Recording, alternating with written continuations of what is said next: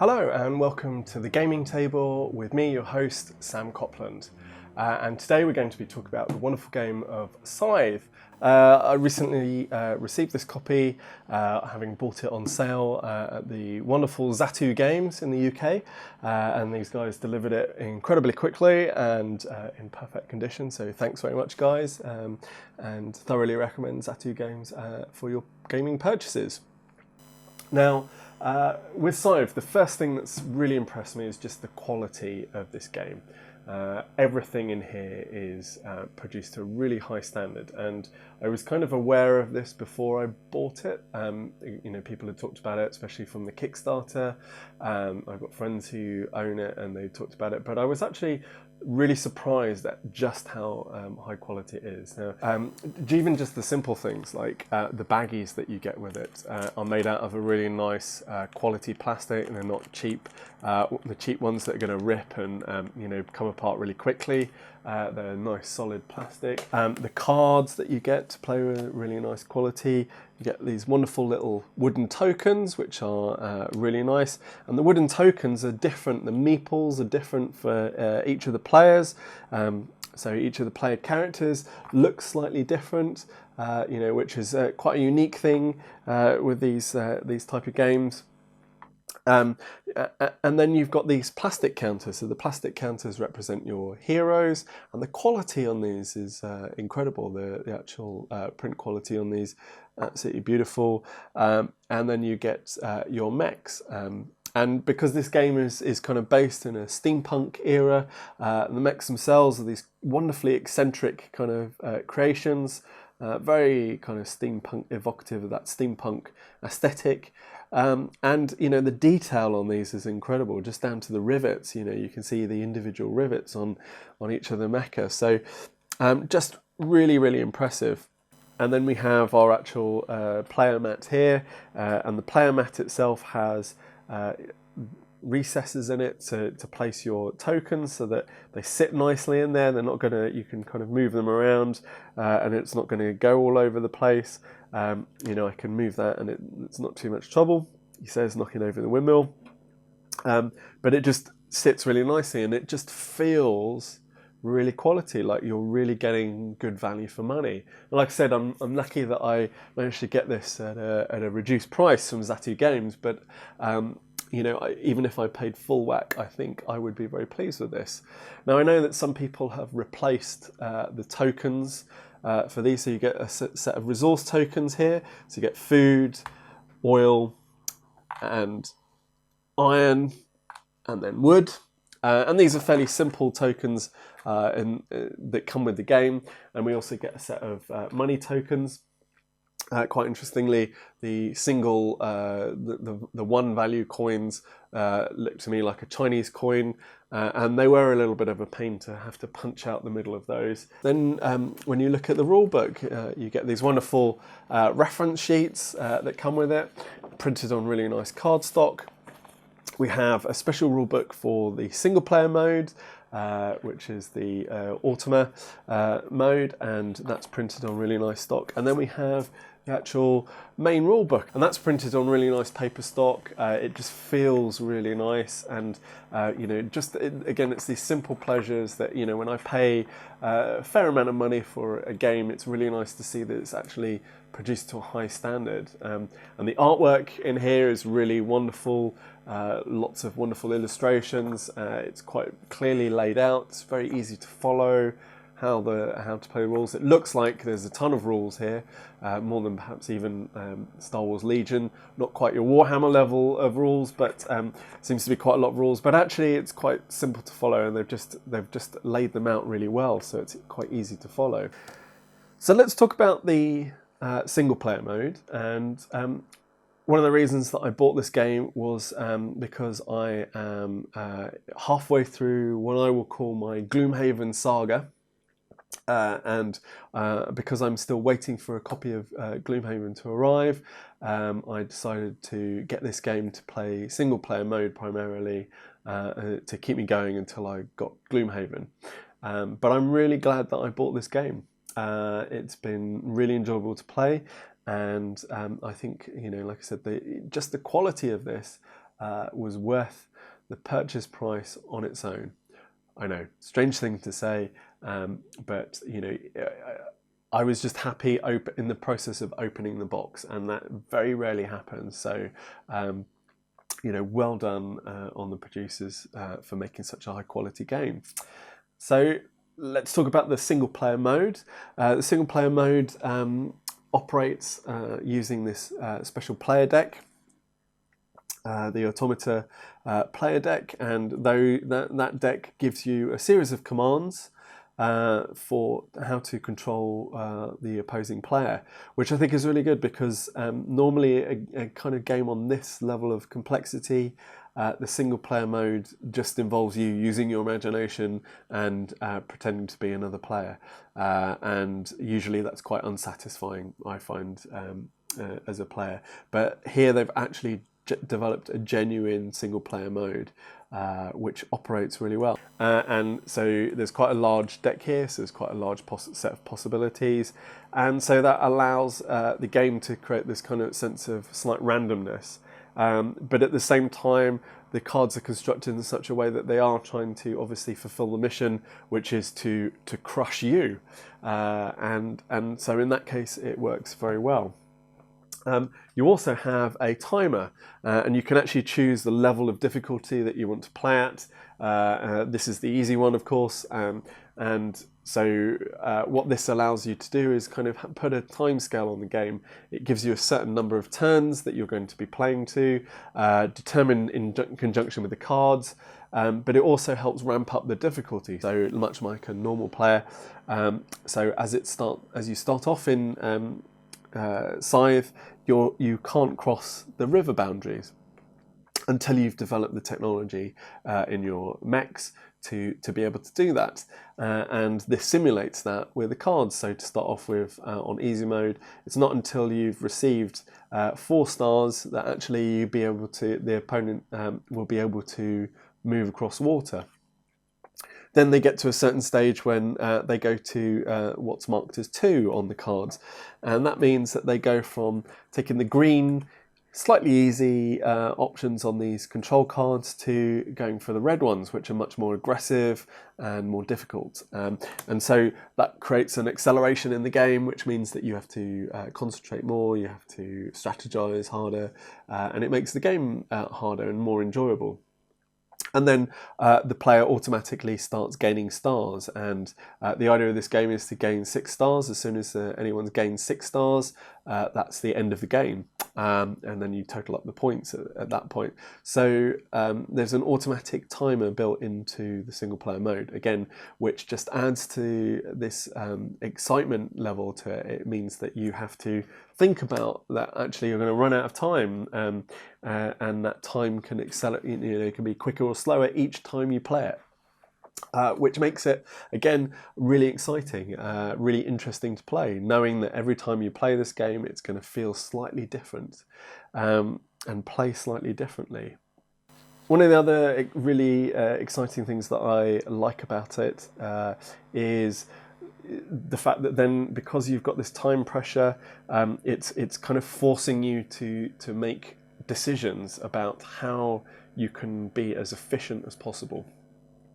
And other reviewers have talked about this being a game of efficiency, and I think I would absolutely agree that the idea here is that you are trying to work out the most efficient way in which to gain stars and to gain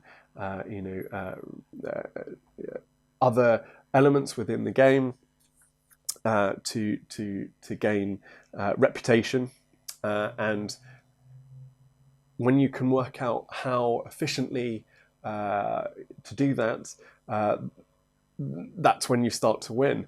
But because the game is randomized through this deck of cards, that makes it really interesting, because you don't quite know what your opponent is going to do, and so therefore you need to kind of work out as you go how you're going to counter some of the things that are happening.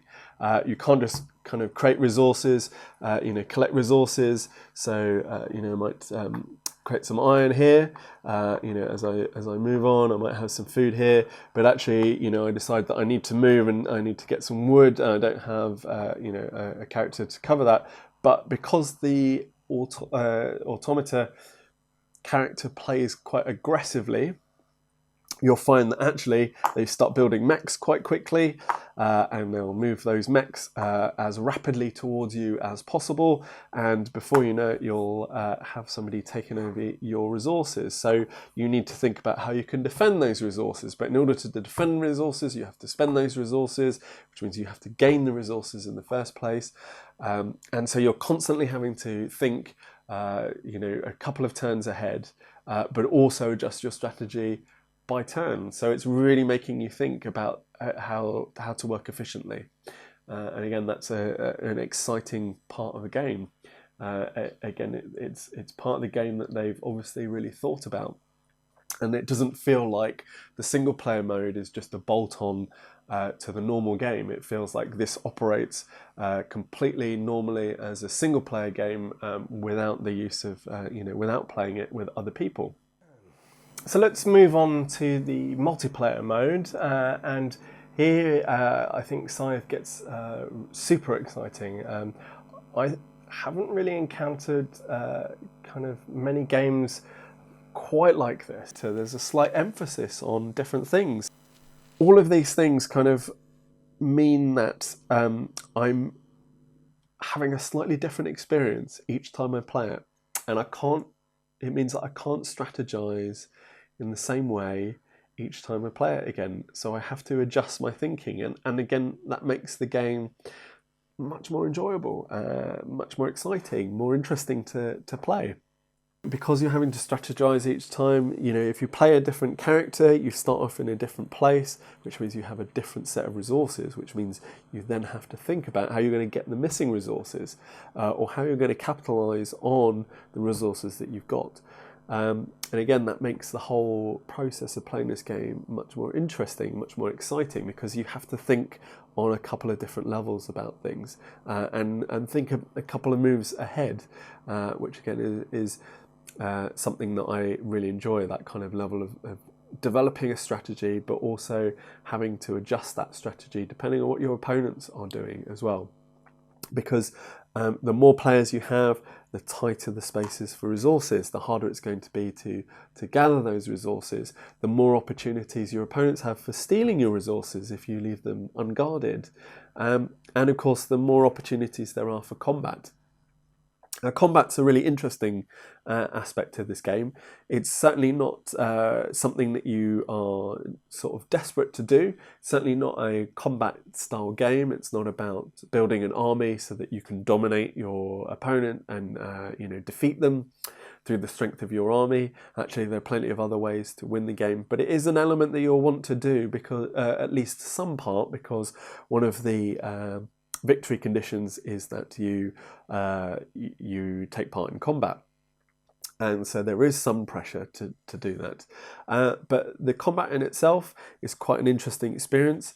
As you play the game, you will build up a certain level of power, and so the idea is that you use that power. You have each person taking part in the combat has this wheel. In secret, they decide how much of their power they're going to spend in the combat. So, for example, I might put 6 here, and so I'm going to send 6 power. And then have a set of combat cards, which will add a value to that. And if I collect the combat cards, I can choose which combat card I want to secretly attach to my combat. Once we've both done that, we then show each other what we've got. So we total it up. So I've got 6 plus 3 is 9. If my opponent doesn't beat the 9, they lose the combat and they are sent back to their starter square. Which is quite frustrating, because obviously it takes, because you can either move or you can do something else. You can't move and do something else. Then you're wanting, if you're sent back to the beginning and you need to get quite a distance away, that can be quite frustrating. But even as the victor, it means that I have spent my power tokens, my power value. So that means that although I've won, I haven't really won. And that means that I have to then think about how I can reclaim that power, how it puts me in a vulnerable position, because actually that initial combat may have been a way of drawing me out and using my power, so that the next combat, which perhaps is actually the more important one, I don't actually have that power level to then participate in. So again, just a really nice mechanic, a really nice part of the game that they've thought about, and it just makes the whole experience more exciting and interesting. And this game is very different from a lot of the games that I've played. It's this interesting balance between resource and kind of strategy, and you're trying to develop a military capability for combat, but it's not particularly any one of those things. And again, that makes it much more interesting, because you're kind of doing this nice balance.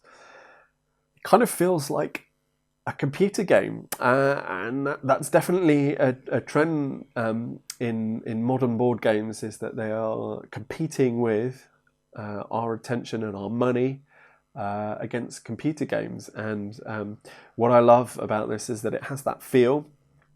It has a feel to me, certainly, of some of the old school strategy computer games, but it has this wonderful element of that I can pick the components up.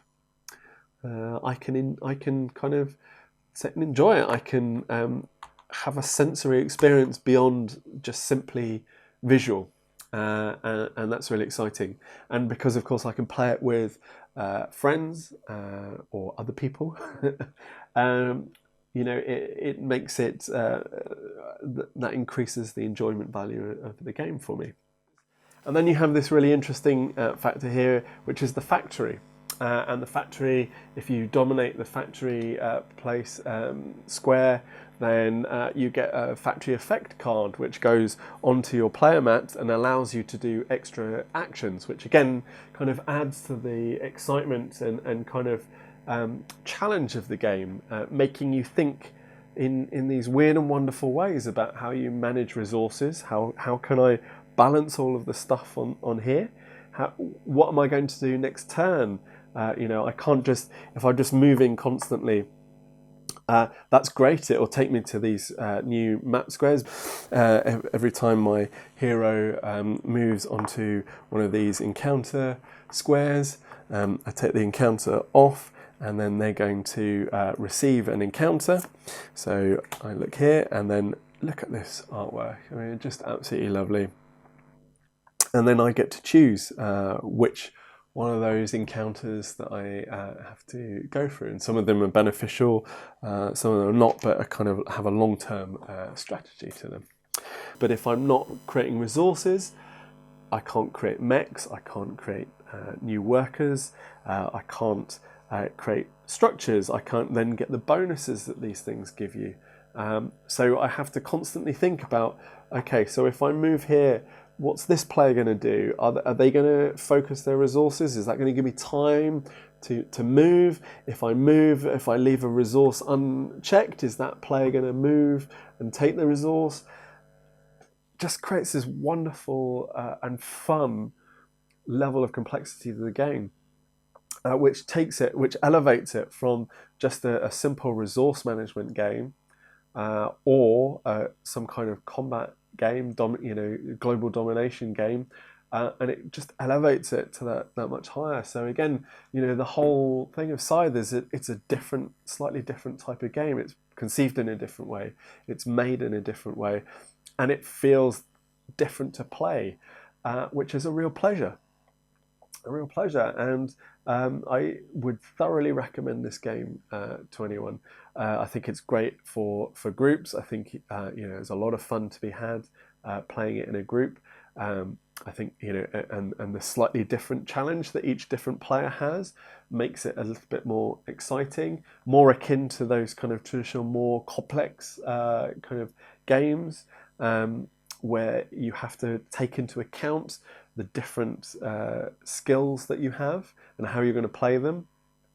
But at the same time, the fact that you're, all competing for the same resources, the same squares, the same spaces in order to build up your empire, just adds to that interest. And like I said, even when it's not your go in the downtime, there's just so much interesting stuff going on the board, on your player mats, that it keeps you engaged. Even if I am completely fine with what's going on here, I don't really need to plan, I've already thought ahead, I'll start to look at the board and start to enjoy the artwork, look at the mechs, enjoy the quality of the build of all of this stuff. So it's from the moment you open the box to the moment you pack it away, it's a thoroughly enjoyable game. I would say packing this thing away is a little bit annoying. I might, I don't normally invest in organisers. I might with this, but they do provide a wonderful set of baggies with the game, so you can put everything into these lovely high quality baggies, so that makes it easier. But it does take a bit of time to set up and to put away, just because there's so many of these little tokens and things. So overall, I think these guys have done an absolutely fantastic job putting Scythe together. It's a thoroughly enjoyable experience to play. Certainly a game I'll play again and again and again. And I really hope that you enjoy it too. I think the community in general has reacted incredibly well to Scythe. Most of the reviews that I've seen are very positive, and I think that's well deserved, actually.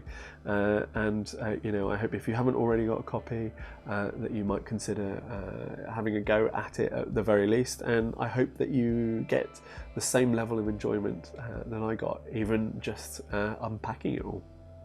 So, thank you very much for listening to the review of Scythe today. This has been The Gaming Table with your host, me, Sam Copland. Bye.